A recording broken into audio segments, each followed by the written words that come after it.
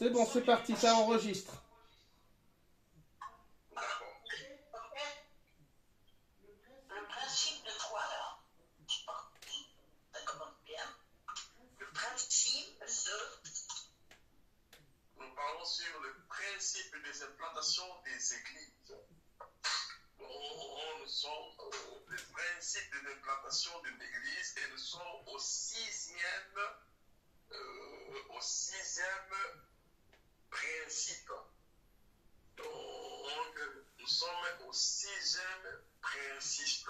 Nous sommes au sixième principe de l'implantation des églises. JP envoie les liens à Pasteur Françoise Manou, s'il te plaît. Je crois que c'est fait. C'est fait. Oh, ok, merci, c'est gentil à toi. S'il vous plaît, pasteur, je pense qu'il y a un autre, il y a d'autres personnes qui utilisent d'autres liens. Le même lien, vous me l'avez aussi envoyé. Donc, j'étais comme dans un autre que vous, c'est pourquoi je demandais est-ce que vous êtes là ou pas. Donc, il y a d'autres personnes qui ont un autre lien. Pourtant, Oui, en fait, le lien posté aujourd'hui. Qui présidait la réunion a cédé la place à un autre coordinateur parce que ça a un empêchement. C'est ce qui a un peu bouleversé ça, mais tout est en train de rentrer dans l'ordre maintenant. Merci. Ok. Alors, bienvenue à vous tous ce soir. C'est une école. Et quand on parle de l'école, on parle du travail. C'est-à-dire que nous travaillons ensemble. Et nous sommes en train de parler sur le principe biblique de l'implantation de l'Église. Le principe biblique de l'implantation de l'Église. Et nous sommes aujourd'hui au sixième principe. Donc, ceux qui n'étaient pas là, qui n'étaient pas là, je vous demande seulement de prendre note de là où nous commençons. Nous allons chercher des copies pour vous envoyer. Nous sommes sur le principe de la mission. Le principe de la mission. Alors, on avait dit, c'était dans Matthieu chapitre 28. Matthieu chapitre 28, le verset 19 à 20. Et on a appelé ça servir le mandat de Jésus-Christ. Servir le mandat de Jésus-Christ. Et quel était ce mandat? Jésus a dit, allez, faites des nations des disciples, baptisez-les au nom du Père, du Fils et du Saint-Esprit, et enseignez-les à observer les commandements que je vous ai prescrits. On a mentionné trois. Les trois grandes missions de l'Église est un, faites des disciples. Faites des disciples. Oui. Deux, enseignez-les. Trois, envoyez-les en mission. Donc, les trois principes, faites des disciples, enseignez-les et envoyez-les en mission. Donc, la mission de l'Église, il y en a trois. Faites des disciples, enseignez-les, envoyez-les en mission. Donc, nous avons décrit que la mission de l'Église consiste à faire des disciples, à les établir dans les enseignements et à les préparer de partir en mission. Donc, ces trois principes-là sont le mandat de Jésus-Christ. On avait vu la distinction entre un disciple et un croyant. Et on avait vu que Jésus ne veut pas que son Église soit établie sur les croyants. Là, l'enseignement est enregistré et restez bien au calme. Et si vous n'avez pas compris quelque chose, il y aura l'enregistrement, on va envoyer, tu pourras te rattraper. Soit je peux reprendre encore sur autre chose. Aujourd'hui, nous allons parler sur les grandes doctrines de la Bible. Nous sommes toujours au sixième principe, mais nous allons parler sur les grandes doctrines de la Bible. Et le sixième principe? Nous sommes dans la mission de l'Église, le principe de la mission. Mais dans le principe de la mission, aujourd'hui nous allons voir nous allons découvrir sur les grandes doctrines de la Bible. Parce que les grandes doctrines de la Bible.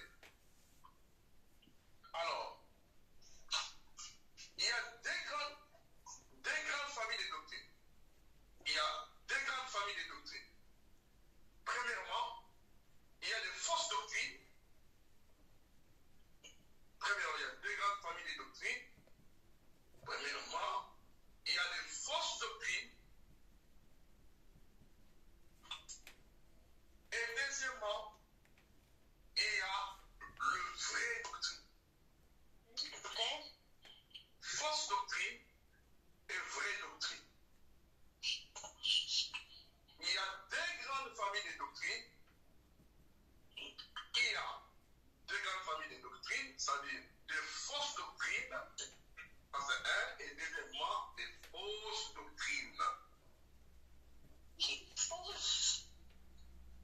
Nous allons voir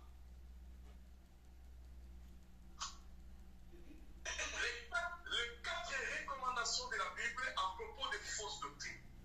Aujourd'hui, on va parler d'abord comment reconnaître les fausses doctrines. Ultra important parce que l'auteur de cet enseignement et de ce livre m'a demandé de ne pas sortir ici. Alors, on va voir comment identifier les fausses doctrines. Et avant toute chose, nous allons voir la recommandation de Paul, écrivée la lettre P par Paul. Recommandation de Paul. Recommandation de Paul. 1 Timothée chapitre 4, le verset 1. 1 Timothée chapitre 4, le verset 1 dit ceci. 1 Timothée 4, 1 dit ceci. Mais l'Esprit dit expressement que dans les derniers temps, quelques-uns abandonneront la foi pour t'attacher à des doctrines des démons et des doctrines des séducteurs. Avertissement de Paul, il dit, dans le temps de la fin, quelques-uns abandonneront la foi et s'attacheront à des doctrines des démons et des séductions. Retenez très très bien que le Saint-Esprit annonce que dans les temps de la fin, quelques-uns abandonneront la foi, donc ils quitteront la sainte doctrine et ils s'attacheront à des doctrines des démons. Il y a quelqu'un qui veut parler? Non. Quelqu'un a levé la main qui veut intervenir? Si le pasteur Didier Yaba a levé la main. Pasteur Didier Yaba, tu as quelque chose à dire? Le micro est fermé. Et la main est levée. Oh oui, peut-être c'est là. Peut-être. Alors, donc, premier avertissement, l'apôtre Paul dit que le Saint-Esprit qui est à l'Église, et il dit que dans les derniers temps, quelques-uns abandonneront la foi et ils s'attacheront à des doctrines des démons et aux esprits de séduction. Et nous sommes réellement au temps de la fin. Et au temps de la fin, plusieurs personnes abandonneront la foi, s'attacheront à des doctrines des démons. Nous allons aujourd'hui étudier, nous allons partir aujourd'hui pour chercher dans les Écritures comment identifier ces doctrines des démons qui sont déjà dans l'Église et dans le monde. C'est pour cela que nous sommes dans cette étude et dans cette formation.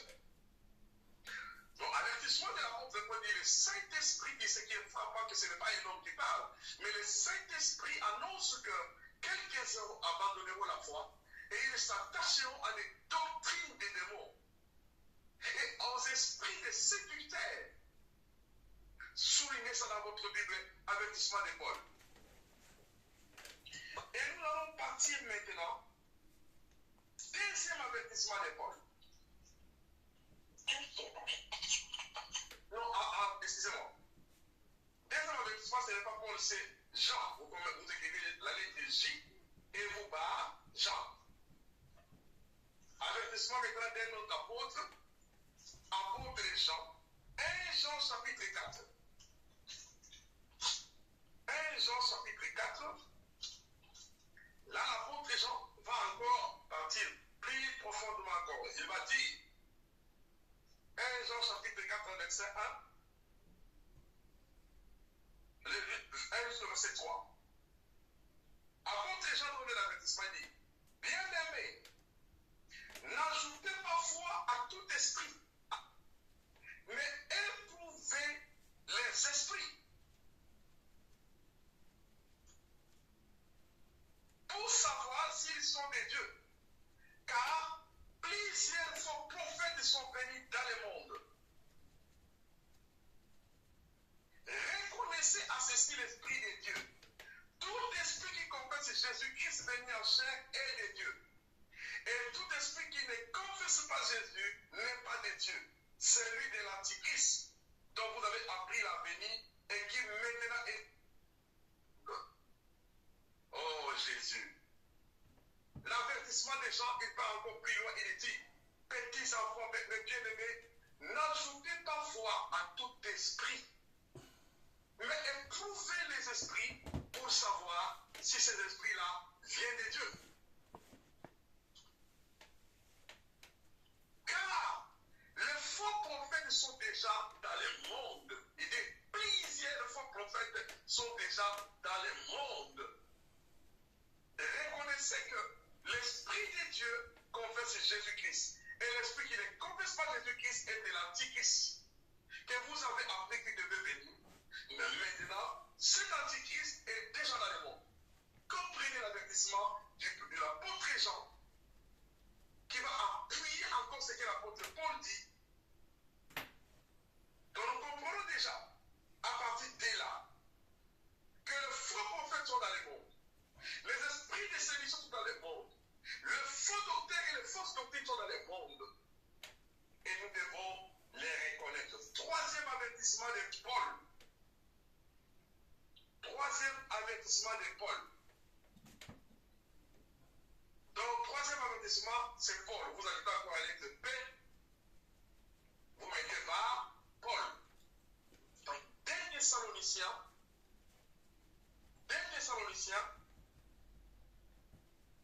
chapitre 2. C'est 2 Thessaloniciens, chapitre 2, les versets 2. Donc, chapitre 2, le verset 2, jusqu'au verset 4.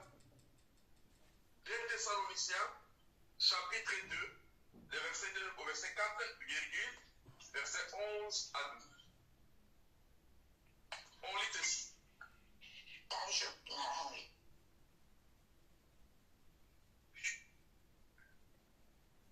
Mes frères, ne vous laissez pas facilement ébranler dans votre bon sens et de ne pas vous laisser troubler, soit par quelques inspirations, c'est pourquoi il y a un débat qui est en train de dire, soit par quelques inspirations, soit par quelques paroles ou par quelques lettres qu'on dirait venir de nous, comme si le jour du Seigneur est déjà là. Que personne ne vous séduise d'aucune manière, car il faut que l'apostasie soit arrivée auparavant. Et qu'on ait eu vie, l'homme du péché est le fils de la perdition. L'adversaire qui s'élève au-dessus de tout, retenez bien cette phrase-là au verset 3, au verset 4. L'adversaire qui s'élève au-dessus de tout. Et ce qu'on appelle Dieu, ou de ce qu'on adore, jusqu'à s'asseoir dans les temples de Dieu, se proclamant lui-même Dieu. Ça, c'est un troisième avertissement, c'est de Paul. Maintenant, nous allons partir au quatrième avertissement, c'est Jésus lui-même qui parle. Matthieu chapitre 24.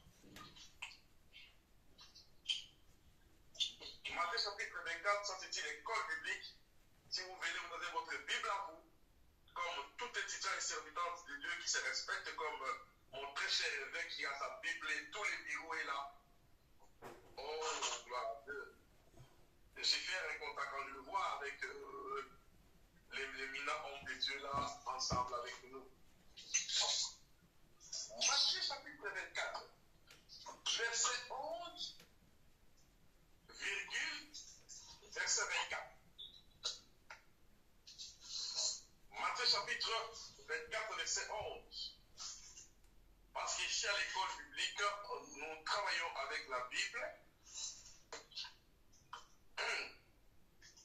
Matthieu 24, verset 11, Jésus dit quoi? Verset 10 d'abord dit ceci. Alors aussi plusieurs s'y commettront, et ils se trahiront, se haïront les uns et les autres. Plusieurs faux prophètes s'élèveront. Là, c'est Jésus maintenant qui donne son avertissement.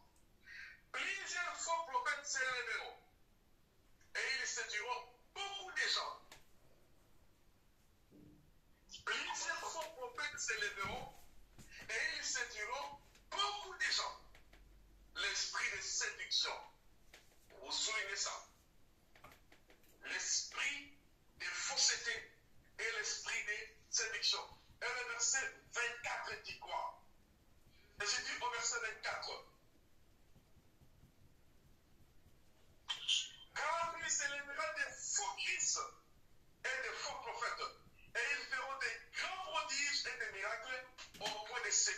s'il était possible, même les ennemis des dieux. Mes chers bien-aimés dans le Seigneur, ça ce sont des avertissements que les grands apôtres de la Bible et Jésus lui-même a averti l'Église que les faux prophètes viendront et ils enseigneront de fausses choses, de fausses prophéties, de faux enseignements. Et notons bien que chaque leader doit annoncer à ses disciples les fausses doctrines et les fausses doctrines, comment les identifier, et ensuite établir les disciples sur de vraies doctrines. C'est pourquoi avant qu'on parle de vraies doctrines, on m'a demandé d'abord de parler sur les fausses doctrines, comment les détecter et comment les dénoncer pour que le peuple de Dieu soit protégé.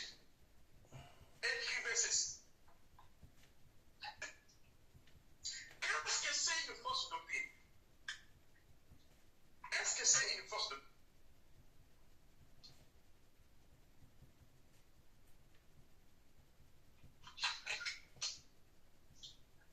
Ce sont des enseignements, des fausses doctrines, sont des enseignements qui contredisent les salut. Les fausses doctrines, d'abord la question, qu'est-ce que c'est? Qu'est-ce que les fausses doctrines? Alors, la réponse, les fausses doctrines sont des enseignements qui contredisent le plan du salut. Qui contredit le plan du salut accordé par Jésus-Christ. Premièrement, le fausse doctrine commence par contredire le plan du salut. Donc il faut être vraiment vigilant pour savoir que ce qui s'enseigne là contredit le plan du salut. Nous verrons ça d'abord petit à petit, mais quand on va parler maintenant sur la saine doctrine, vous allez découvrir qu'il y a beaucoup de choses qui s'enseignent qui sont en désaccord avec le plan du salut. Les fausses doctrines sont des enseignements qui contredisent le plan du salut que Dieu a accordé par Jésus-Christ. Deuxièmement, les fausses doctrines sont des enseignements qui ignorent l'œuvre de la croix. Des enseignements qui ignorent l'œuvre de la croix de Jésus-Christ. Donc, les fausses doctrines sont des enseignements qui ignorent l'œuvre de la croix de Jésus-Christ.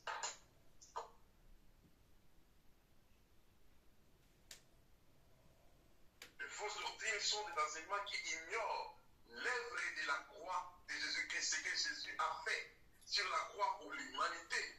Il y a des enseignements qui ne les mentionnent pas, qui ne les prêchent pas, qui ne les disent pas. Et tout enseignement éternellement qui ignore ce que Jésus a fait sur la croix est un enseignement de l'Antichrist, est une fausse doctrine. Troisièmement, ce sont des enseignements qui éloignent les gens du royaume de Dieu et qui représentent la gloire de la terre. Des enseignements qui éloignent les hommes, les gens du royaume de Dieu et qui le présentent seulement la gloire de la terre. C'est pour cela que ça va nous préparer à nous les enseignants de bien se préparer quand on enseigne pour ne pas contredire le plan du salut et ignorer l'œuvre de la croix et éloigner les gens du plan du salut dans ce que nous enseignons. Donc, c'est présenter la gloire de la terre et éloigner des gens du royaume de Dieu. Quatrièmement, les fausses doctrines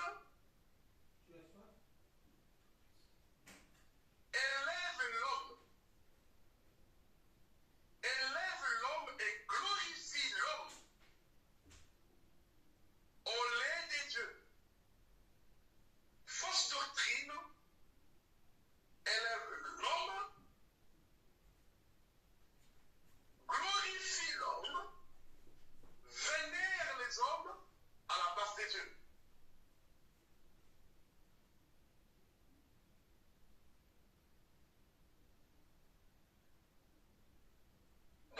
on appelle ça le remplaçant du Fils de Dieu.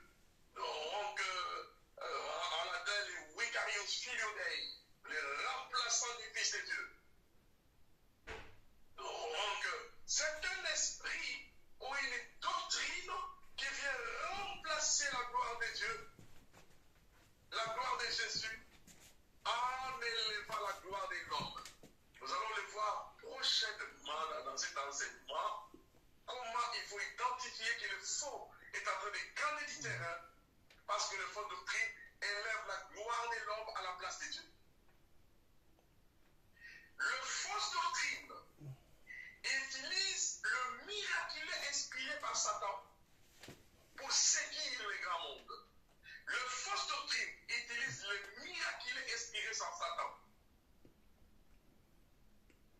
Le fausse doctrine utilise le miraculeux inspiré par Satan pour séduire et dérouter un grand nombre, un grand peuple. De vous et moi, dans cette école, nous avons la responsabilité de détecter tout cela. Donc, le faux enseignement, le fausse doctrine utilise le miraculeux, inspiré par Satan, pour séduire une grande multitude et les dérouter sur le chemin de Dieu. Nous avons vu que Jésus l'a dit clairement en Matthieu 24, verset 24, que les faux docteurs produiront des puissants miracles afin de séduire un grand nombre. C'est pourquoi, mes frères et sœurs ici présents, ce n'est pas par le miracle qu'on révèle l'identité d'un homme de Dieu.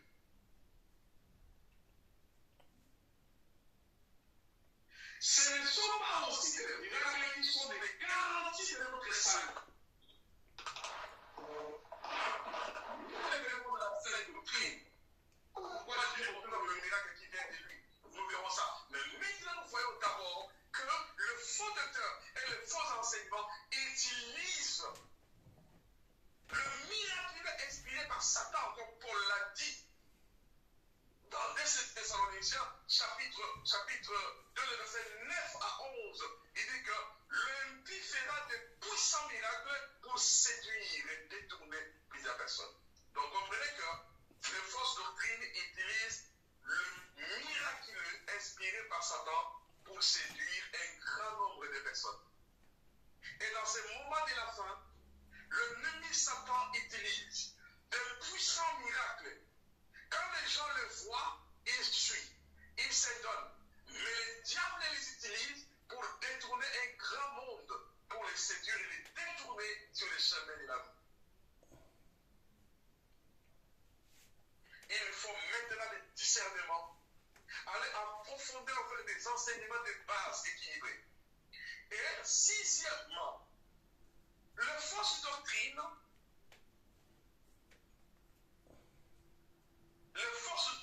n'enseigne jamais la repentance. Le faux docteur et la fausse doctrine n'enseignent pas la repentance et ne dénoncent pas les péchés et n'enseignent pas la repentance.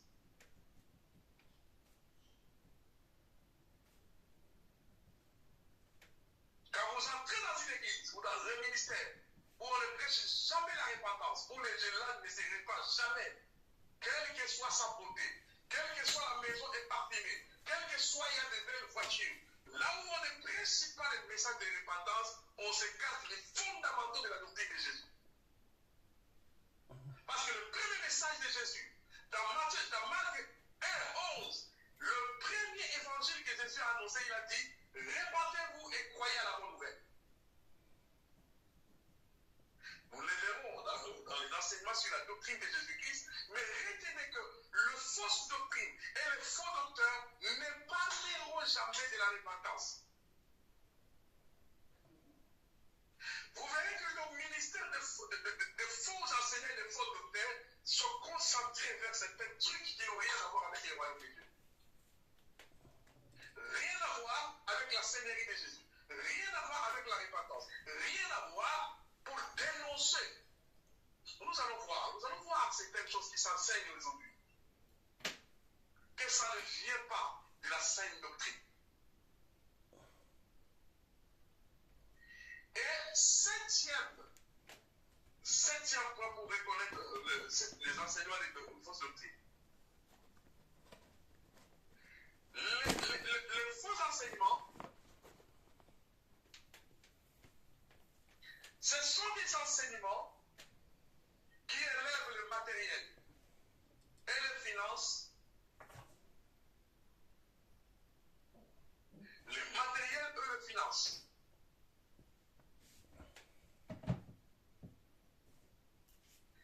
Nous verrons dans la sainte doctrine de Jésus que le matériel et les finances fait partie du plan de Dieu, mais Satan utilise le matériel et les finances pour détruire des vies des gens. Nous les verrons. Là, nous parlons d'abord comment Satan, le diable, utilise le matériel et l'argent pour détourner les enfants de Dieu vers les chemins de la vie. Donc, ce sont ces fausses doctrines. Dans le 8e signe pour détecter les fausses doctrines. Le faux enseignement tourne l'essence des Écritures.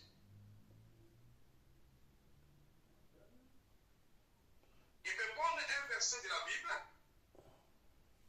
et il transforme l'idée, il vous présente la Bible. Nous allons le voir dans Luc chapitre 4.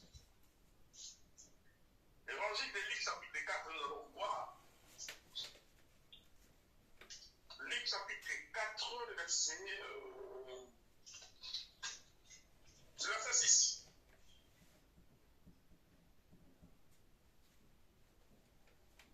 D'abord, on commence le verset 3. Verset 3 au verset 6. Le diable lui dit, si tu es fils de Dieu, ordonne à cette pierre qu'elle devienne du pain. Jésus lui répondit, il est écrit, l'homme ne vivra pas de pain seulement. Et le diable, l'ayant enlevé, lui montra à un instant tous les royaumes de la terre. Et lui dit, je te donnerai toute cette puissance et la gloire de ces royaumes, car il m'a été donné et je la donne à qui je veux. Vous voyez, le diable enseigne les Écritures, mais en tordant les sens. Jésus lui répondit, il est écrit, tu adoreras le Seigneur ton Dieu et tu le serviras lui seul. Le diable change de stratégie. Verset 9. Le diable les conduisit à Jérusalem, les plaça sur les hauts du temple et lui dit, si tu es fils de Dieu, jette-toi ici en bas, car il est écrit. Il ordonnera à ses anges à ton sujet, afin qu'ils te gardent. Jésus lui répondit, il est dit, tu ne tenteras pas le Seigneur ton Dieu. Voyons maintenant la guerre des Écritures. Le point le plus dangereux des faux docteurs, c'est la capacité des faux docteurs de prendre la Bible et de les tordre. Pour nous dire que le diable connaît les Écritures, comprenez que le diable mentionne les paroles de l'Écriture pour venir enseigner Jésus des choses. Ça veut dire que le diable ne craint pas votre onction, il ne craint pas la grandeur de votre appel, mais il craint la position dans laquelle tu es établi dans les enseignements. Jésus a fait 40 jours, il était loin, mais le diable est allé.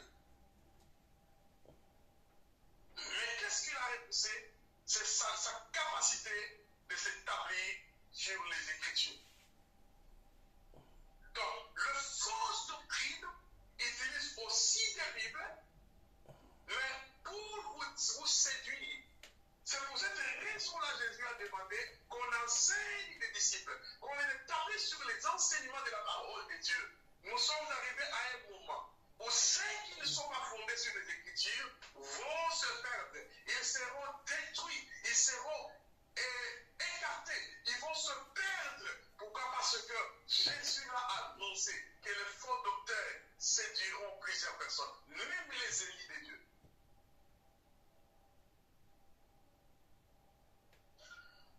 aujourd'hui, je vais vous parler des 3 grandes doctrines de Satan envoyées à l'Église. Écrivez ceci. Là, nous allons vraiment dans des zones plus sérieuses pour aller secouer les diables là où ils siègent.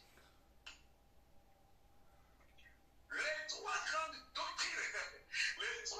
doctrines de Satan qu'il est en train de balancer à l'Église pour détruire l'Église et la vie des chrétiens. Gloire à Dieu. Et nous allons partir, dénoncer son plan. 1. La doctrine des Nicolaïtes.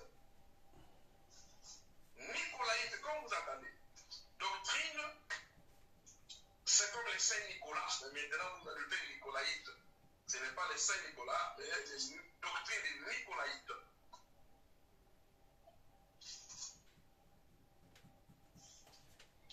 La doctrine des Nicolaïtes. Apocalypse chapitre 2.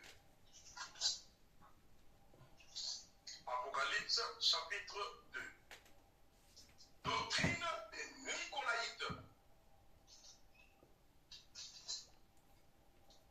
Verset. Doctrine des Nicolaïtes, chapitre 2.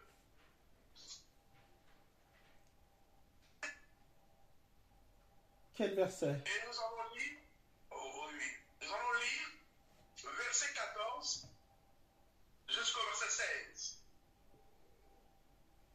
1. La doctrine des Nicolaïtes. 2. La doctrine de Balaam. Écrivez la doctrine de Balaam. 3 doctrines que Satan a envoyées à l'Église en toute humilité, et cette doctrine opère en beauté. La doctrine de, j'ai pas compris. Doctrine des Nicolaïtes, ça c'est 1. Ouais. 2. Doctrine de Balaam. Malab. Balaam. B. Doctrine de Balaam. Et 3e, la doctrine de Jézabel. Ce sont les 3 doctrines que Satan le diable a envoyées en toute impunité à l'Église. Il y a un docteur qui a enseigné, David Yongisho a écrit un livre. Que Satan a composé une chanson, il l'a envoyée à l'Église et tout le monde danse. Oh, quand j'ai lu ce titre-là, j'ai dit, je vais acheter ce livre, je vais savoir comment ça. Je suis allé, j'ai acheté ce livre, j'ai commencé à lire et je vis ces 3 doctrines là-dedans.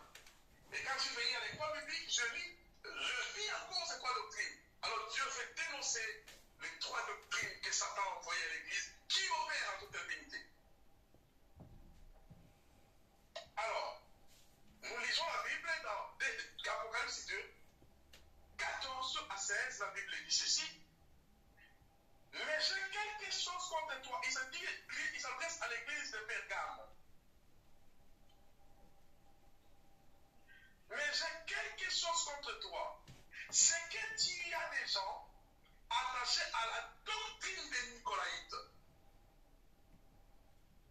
Et à la doctrine de Balaam, qui enseignait à Balak à mettre une pierre d'achoppement aux enfants d'Israël pour qu'ils mangeassent des viandes sacrifiées aux idoles et qu'ils se livrassent à l'impudicité. 15. De même, toi aussi, tu as des gens attachés pareillement à la doctrine des Nicolaïtes. Verset 16. Répands-toi donc, sinon je viendrai à toi et je te combattrai avec le paix de ma bouche. Retenez bien, chers serviteurs et servants de Dieu. Jésus-Christ révèle, d'ailleurs, le pasteur Philippe Boulanger enseignera prochainement sur les 7 églises d'Apocalypse. Jésus parle à son église. Il m'a dit qu'il enseignera cet enseignement ici à l'école. Mais aujourd'hui, je vous parle de l'avertissement que Jésus donne à l'église de Pergame, à l'église d'Appel. Il dit, il y a des personnes attachées à la doctrine de Nicolaïte. Je vais expliquer maintenant. Qu'est-ce que c'est la doctrine de Nicolaïte? Écrivez.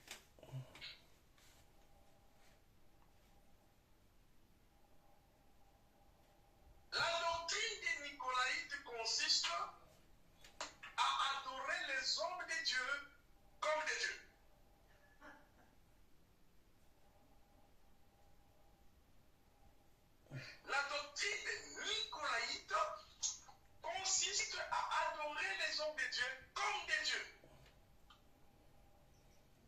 Si nous retournons dans 2 Thessaloniciens, chapitre 2, verset 4, la Bible dit, l'adversaire qui s'élèvera au-dessus de tous et qu'on appelle Dieu, jusqu'à ce qu'on l'adore, jusqu'à ce qu'il soit dans les temples, se proclamant lui-même Dieu.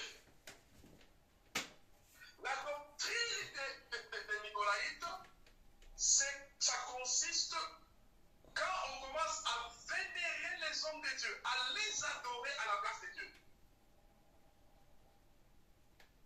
C'est une doctrine qui est en opposition avec le plan de Jésus-Christ. Et c'est un esprit d'antichrist. L'église d'hommes.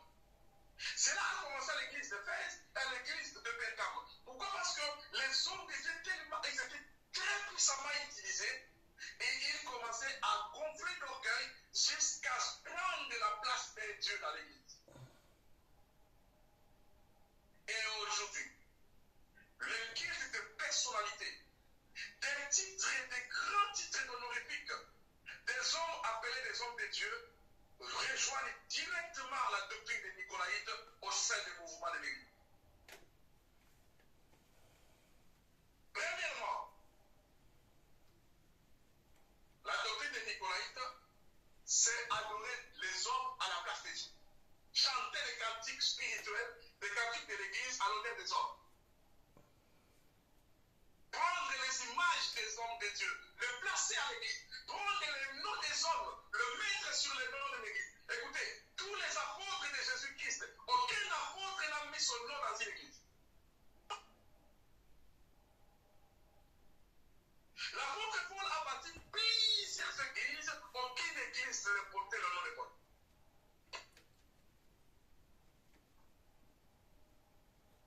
Les noms des ministères, les noms des églises qui portent les noms des hommes sont un esprit d'antichrist. Et il est très important que l'église ouvre les oreilles, commence à voir et à comprendre que ça c'est le sabbat légal qui opère maintenant. Et nous avons le mandat de dénoncer ces choses. De ce que ces choses, on va nous lapider. Des choses, on va vraiment faire des choses. Mais que ça plaît, que ça neige, nous allons prêcher ces choses. L'esprit des Nicolaïtes, c'est qu'un homme, quel que soit le niveau que Dieu l'utilise, doit décliner qu'on l'adore. Nous verrons ça dans la Sainte Doctrine, que tous les apôtres de Jésus-Christ ont décliné la gloire qu'on leur donnait et les dirigeaient toujours à Jésus. Ils sécheraient même les vêtements. Ils tombaient même par terre. Quand on venait les vénérer pour les louer, ils disaient ne faites pas ça s'il vous plaît. Parce qu'ils savaient qu'on n'entrait pas en opposition avec la gloire de Dieu. Deuxièmement, la doctrine des Nicolaïtes consiste à établir les idéologies de l'homme, conçues par lui-même l'homme, structurées d'une manière modérée pour que tout se dirige vers lui. C'est-à-dire que c'est qu'à constituer sur les idéologies des hommes, l'homme d'église, il va structurer toutes choses pour que lui soit au-dessus de tout le monde. Et les idéologies dirigées vers l'homme.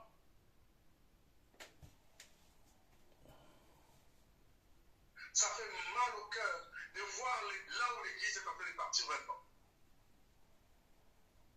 Mais si vous êtes ici, chers frères et sœurs, serviteurs et servantes de Dieu, c'est pour que nous puissions entrer en contact avec la lumière et nous allons aussi utiliser cette même lumière pour éclairer le peuple de Dieu.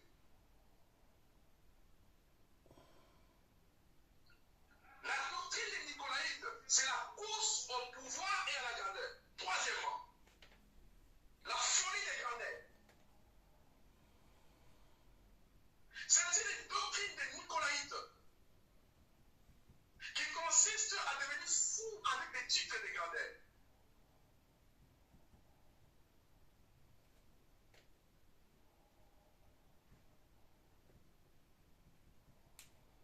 Au-dessus du nom de tel, on appelle tel.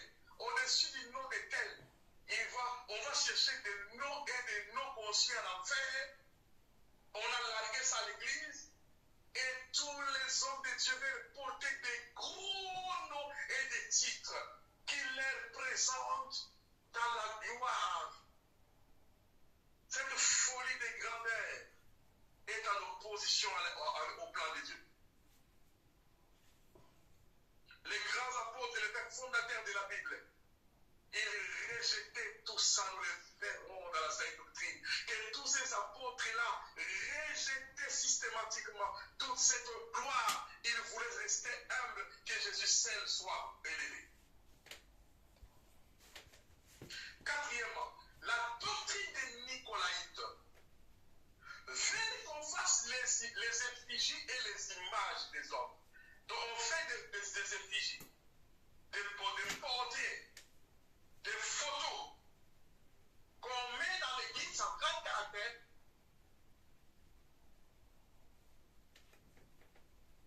On montre, oh Seigneur, pardonne-nous Jésus. En grand caractère. Lui là c'est qui? Je vis la photo de papa de Daddy dans la nuit. Quand j'ai regardé la photo de Daddy, j'étais guéri. Je me suis mis à genoux, Seigneur, pardonne-nous. Pardonne-nous. On prend des photos des hommes qui disent les hommes de Dieu, qui sont en train de trafiquer les dons de Dieu et les appels que Dieu leur a donnés pour s'imposer eux-mêmes. Jésus-Christ dit, je te donne l'état de te repentir. Sinon je viendrai et je te combattrai. Comprenez que Jésus est en désaccord total. Le jour que vous allez apprendre que le pasteur Philippe Boulanger enseignait sur les 7 églises d'Apocalypse, Jésus parle à son église. Cet homme a des enseignements importants à nous amener. Notre objectif est d'éclairer le peuple de Dieu. De comprendre que quand on voit ces choses-là, ce n'est pas Dieu qui est à l'œuvre, c'est l'œuvre du diable au sein de l'église.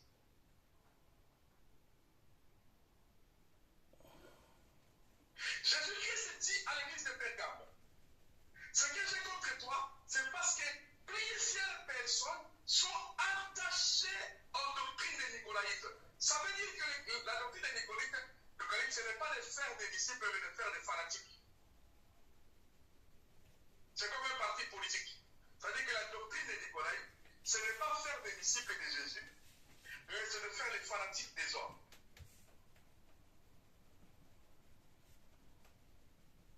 Chaque serviteur de Dieu. Quand on était en train d'enseigner ces choses, j'avais les larmes aux yeux. Je quittais l'école biblique souvent avec les larmes, je rentrais chez moi. J'ai manqué d'appétit pour voir là où l'église est en train de partir. Maintenant, sous nos yeux, nous voyons les diables diriger l'église. L'esprit, pas l'esprit des disciples de Jésus, mais on provoque des fanatiques des hommes. Ça, c'est la doctrine des Nicolaïtes. Et Jésus est contre cette doctrine. Deuxième doctrine, la doctrine des Balaam. La doctrine des Balaam. Nous allons expliquer ça. Il dit ceci. Tu as chez toi des personnes attachées à la doctrine des Balaam qui enseignaient aux gens de mettre une pierre d'achoppement dans la marche des enfants d'Israël. Mais qu'est-ce que c'est la doctrine des Balaam? Pour bien comprendre ce texte de Balaam, il faut partir dans Nombre chapitre 22 et dans Nombre chapitre 23. Vous allez lire là-bas, vous allez voir l'histoire. La doctrine des Balaam, c'est l'initiation à la sorcellerie et à l'occultisme au sein de l'Église.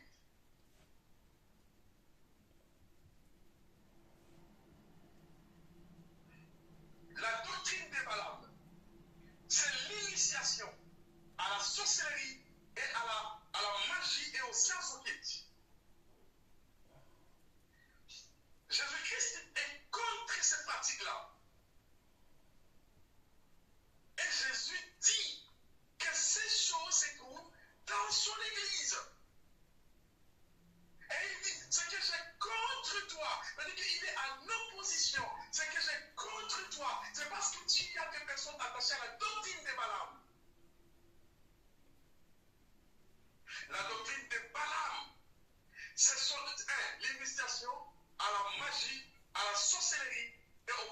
exoquite.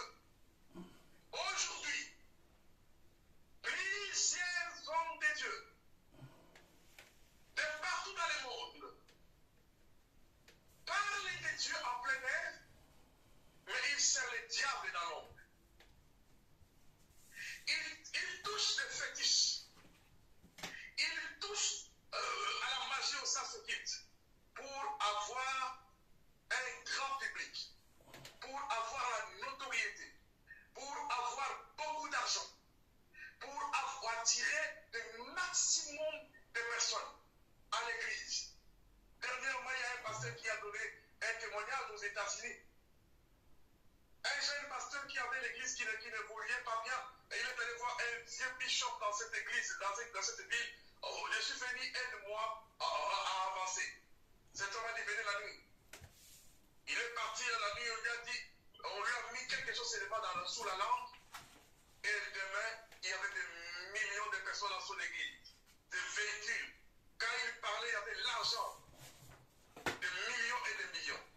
Et il avait le contrat d'amener les 40% de tout cet argent-là à son maître. Et ça a bien marché. Deuxième consigne, le marabout lui dit, pour que ton succès continue, tu dois commencer à coucher avec des femmes folles. Il dit, mais où est-ce que tu veux les trouver? Tu dois les trouver, sinon c'est toi qui deviendras folle. Il te deviendra fou. Et à chaque fois que tu coucheras avec une femme folle, ta femme mourra, tes enfants mourront. Non, moi je ne voulais pas tuer. Déjà tu as touché à ça, tu ne peux pas réguler. Et cet homme de Dieu-là, après avoir vécu de la gloire exponentielle, cet homme est mort, brusquement.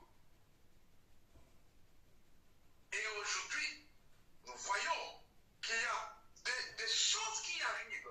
C'est pourquoi serviteurs et servantes de Dieu, ne courez pas avec ces choses, derrière ces choses-là.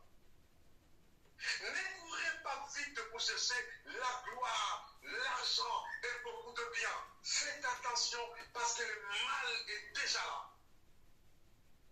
Faites attention à des personnes que vous fréquentez.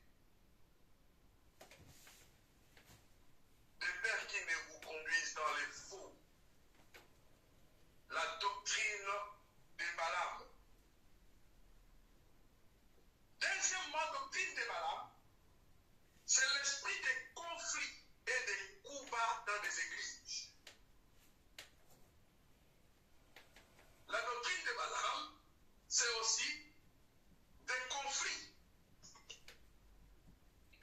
Ici, nous voyons que Balaam a été invité par Balak pour qu'il puisse maudire le peuple saint de Dieu pour que leur marche vers la terre promise soit entravée. L'esprit des conflits communautaires, l'esprit des divisions, l'esprit de ne plus s'accepter, l'esprit de se faire du mal. Cet esprit est dans l'Église et c'est l'esprit, la doctrine de Balaam qui est installée au sein de l'Église. Quand mon frère avance, quand notre fait le ministère qui progresse, moi je me complote avec les autres pour venir lui mettre le bâton dans les roues. Il y a même des pasteurs qui payent des femmes pour aller détruire le ministère de notre pasteur. Il y a un évangéliste international, Jimmy Swaggart, un puissant évangéliste américain qui ramenait, conduisait des millions et des millions, Seigneur. Un soldat de Jésus de premier rang. Il y avait 500 000 membres dans son église. Il faisait plus de 10 cultes par dimanche. Mais ce sont des hommes de Dieu qui sont partis se compléter. Ils ont payé une femme pour aller le faire tomber dans la fornication et lui divinifier des nouvelles pour que son église mette. Instantanément, ce grand homme de Dieu, le royaume de Dieu qui agissait sur lui, après avoir passé par cette tentation de cet homme, de cette fille-là, payé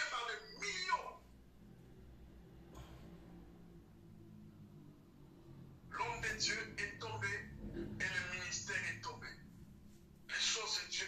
C'est-à-dire que nous vivons dans des temps où nous devons prier de façon que Dieu nous aide à être éclairés dans la lumière. Pour que la sainte doctrine soit établie. Donc là, nous parlons sur des fausses doctrines. La doctrine de Balaam, c'est l'esprit d'empoisonnement dans les églises. L'esprit de Balaam, c'est désirer la mort de l'autre. Que ce soit la mort spirituelle, que ce soit la mort de son ministère, que ce soit la mort de sa propre vie physique. Combien de pasteurs meurent empoisonnés? Parce que quand l'autre fait le succès, quand l'église de l'autre avance, les autres se préparent, ils vont envoyer des bandits pour les tuer, ils vont envoyer. Ce qui est en train de se faire là n'a rien à voir avec la doctrine de Dieu. Ce qui se fait là, c'est la doctrine de Balaam, c'est l'esprit de Satan envoyé à l'église qui opère en toute impunité.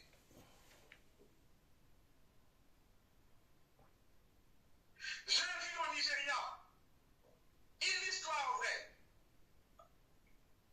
Un pasteur avec un puissant ministère avec une église. On est parti payer une jeune femme avec un bébé. Un dimanche devant plus de 3000 personnes à l'église. La dame sort comme si elle voulait donner des témoignages. Elle sort payée par d'autres pasteurs. Elle sort et dit, je suis ici devant pour dénoncer. Le pasteur, depuis qu'il m'a engrossé, il m'a laissé avec le bébé. Je l'appelle, il ne veut pas prendre soin de son enfant. C'est pourquoi je suis venu ici pour lui laisser son enfant. Ce n'était pas l'enfant du pasteur, le pasteur ne connaissait pas la fille. Elle a été payée par des hommes de Dieu, d'autres hommes de Dieu. Et à partir de ce moment-là, le fidèle commence à quitter l'église. L'homme de Dieu est tombé là, évanoui, n'avait pas de mots. Et au même moment, sa femme a demandé le divorce instantanément même. Le pasteur est laissé seul avec un bébé qui ne connaissait pas, qui tenait dans sa main. Bien que tout le monde est parti, mais une minorité de personnes ont pris le pasteur, quelques mamans de l'église ont pris le bébé là. Mais quelques années après, Dieu a frappé cette femme. Elle est revenue pour confesser et dire, on m'avait payé par des pasteurs. Pour que je vienne dire ce que j'ai dit. Donc, l'esprit d'autodestruction, c'est une doctrine de Balaam. Donc, toutes ces choses que nous sommes en train de dire pour vous montrer que la doctrine de Balaam est dangereuse au sein de l'Église. Et ces choses-là opèrent dans les églises. Et nous allons voir encore, la doctrine de Balaam consiste encore à installer la sorcellerie dans les églises. Diacre, diaconesse qui est là, elle ne quitte jamais l'église, mais c'est une sorcière qui envoûte l'église.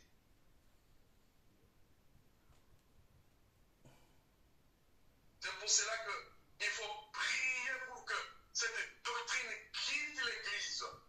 Il faut prier que cette doctrine puisse disparaître à l'église. Donc, ces choses-là sont des doctrines que l'ennemi Satan a envoyées à l'église.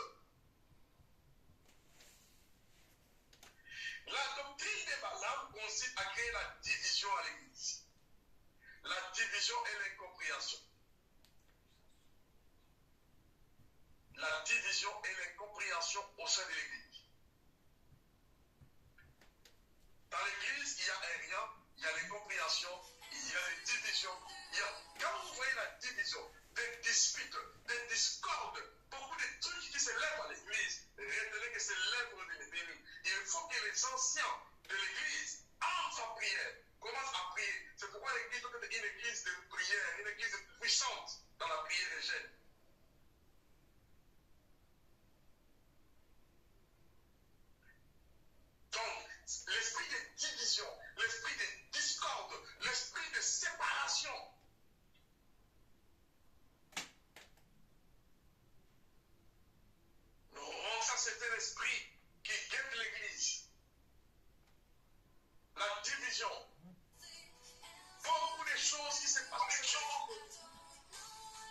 m'entendez? Mhm. Oui, on vous écoute. Ouais, JP, ça signale qu'il faut arrêter le partage. Donc, le partage pris, WhatsApp demande que tu arrêtes de partager. Donc, c'est saturé. D'accord, ok. Oui. Excusez-moi.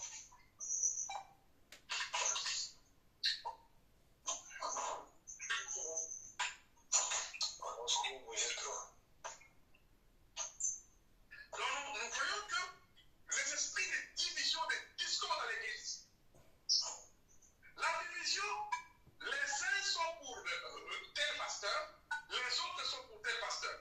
Les uns sont pour les anciens, les autres pour les pasteurs. Les autres, quand vous voyez des choses à l'Église, vous devez vous lever et combattre ça. Sera déjà 19. On sera déjà rouge. Donc, vous comprenez que quand vous voyez cet esprit de division, les uns pour les pasteurs, les autres pour avec les anciens. Donc, des gens qui provoquent que dans l'équipe, il y ait des équipes d'opposition contre telle ou telle personne. Cet esprit-là, quand Paul a mis ça à l'église de Corinthe, 1 Corinthiens chapitre 3, le verset 1 jusqu'au verset 6, vous verrez que Paul s'est opposé à ça. 1 Corinthiens chapitre 3, le verset 1er jusqu'au verset 6, vous verrez comment la division est entrée à l'église de Corinthe. Les uns disaient, nous sommes pour Paul, les autres pour Apollos. Et Paul s'est levé, il a fait taire cet esprit. Et il a dit clairement que moi et Apollos, nous sommes des simples serviteurs de Dieu. Même dans des organisations, dans des grandes communautés, dans des congrégations des hommes de Dieu, quand on constate cet esprit de division, les uns pour celles, Dieu n'est pas dans la division. Dieu n'est pas dans les attirances des personnes à gauche, à droite. Quand tous ces esprits-là s'installent au sein de l'Église, comprenez bien que c'est la chanson des sapins que l'Église est en train de danser. Aujourd'hui, les gens ne peuvent plus manger ensemble.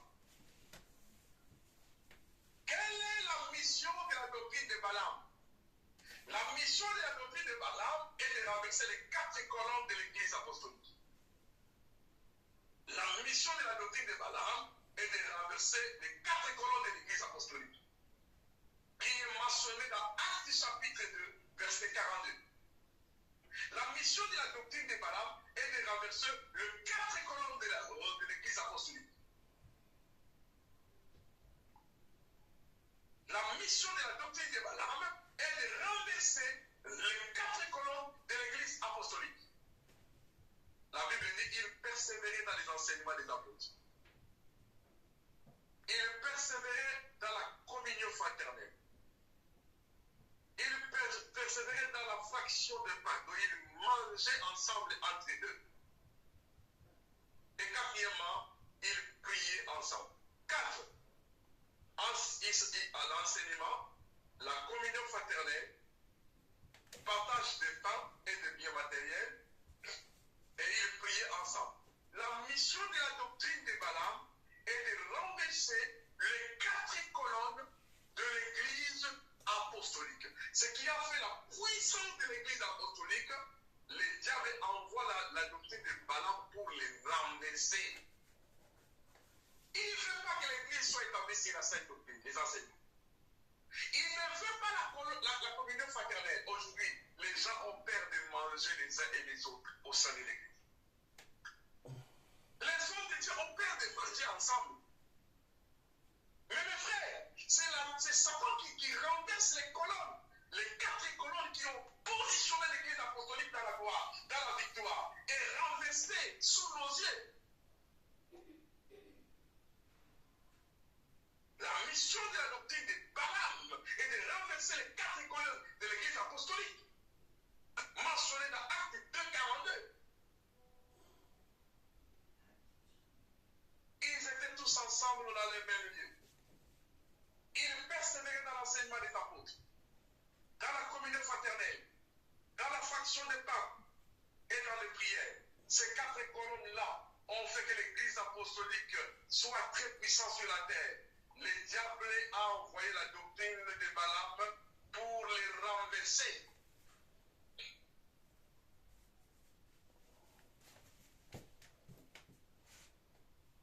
Nous devons prier pour l'Église du temps de la fin, s'il vous plaît. Dans cette école, Dieu veut à tout prix que nous puissions prier, nous engager sérieusement dans la prière pour que l'Église puisse retrouver son équilibre, l'Église puisse retrouver sa puissance. Nous verrons ça dans les 6 grandes doctrines de Jésus prochainement. Et là maintenant, au 3e doctrine, la doctrine de Jézabel. La doctrine de Jézabel. Donc comprenez que dans ces 3 grandes doctrines de Satan envoyées à l'Église, dans ces 3 grandes doctrines de Satan envoyées à l'Église, comprenez très très bien. Alléluia.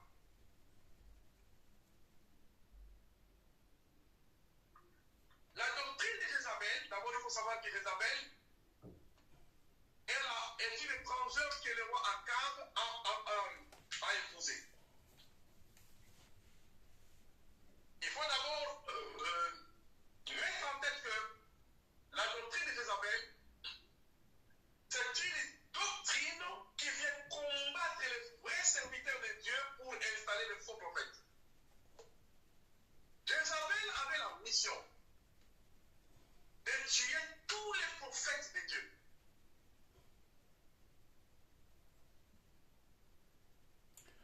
Et de soutenir les faux prophètes de Baal. Alors, ce qui est surprenant, pasteur, c'est qu'aujourd'hui, il y a encore des gens qui appellent leur fille Jézabel. Ça, ce n'est pas un bon nom à donner à sa fille. Ben, il me semble.